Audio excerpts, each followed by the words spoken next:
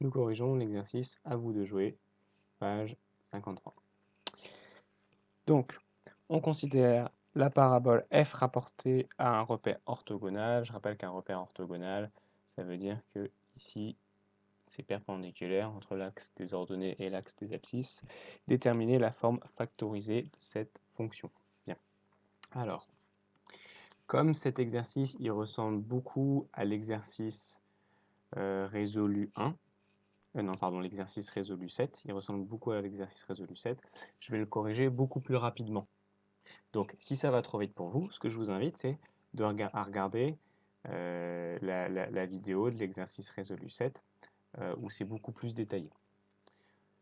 On cherche la forme factorisée de f. Donc, la forme factorisée, on sait que c'est a facteur de x moins x1, où x1 c'est la première racine, facteur de x moins x2.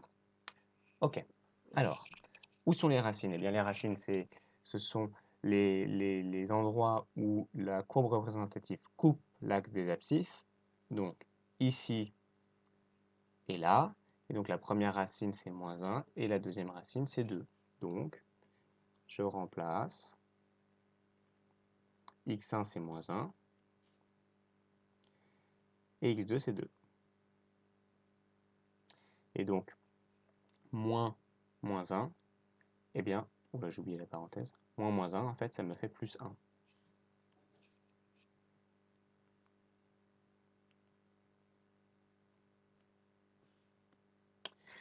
Il ne nous reste plus qu'à trouver A. Donc pour trouver A, la technique c'est de prendre un point de la courbe.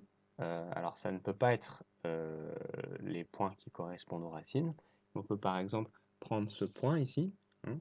On est en moins 2 et ça tombe pile sur moins 2. Et donc ce point de coordonnées moins 2, ici, on a f de moins 2 qui vaut moins 2. Et f de moins 2, eh bien, je peux utiliser cette expression pour exprimer f, hein, puisque ça c'est f de x, hein, ça aussi c'est f de x. Et je vais remplacer x par la valeur moins 2. Ok? Donc ça me donne a facteur de moins 2 plus 1, j'ai remplacé x par moins 2, facteur de moins 2, moins 2, moins 2.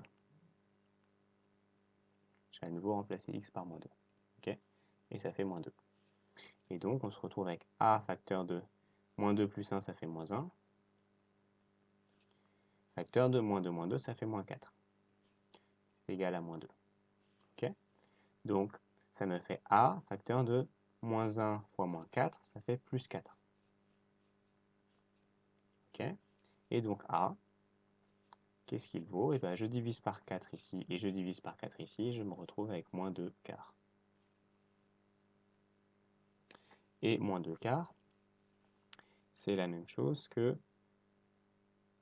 moins 1 fois 2 en haut, et moins 2 fois 2, 2 fois 2 en bas. Les deux s'annulent, et donc c'est moins 1 demi. Et donc je sais que A vaut moins 1 demi. Donc finalement, f de x est égal à moins 1 demi que multiplie x plus 1 que multiplie x moins 2. Et c'est la réponse à la question qu'on nous posait.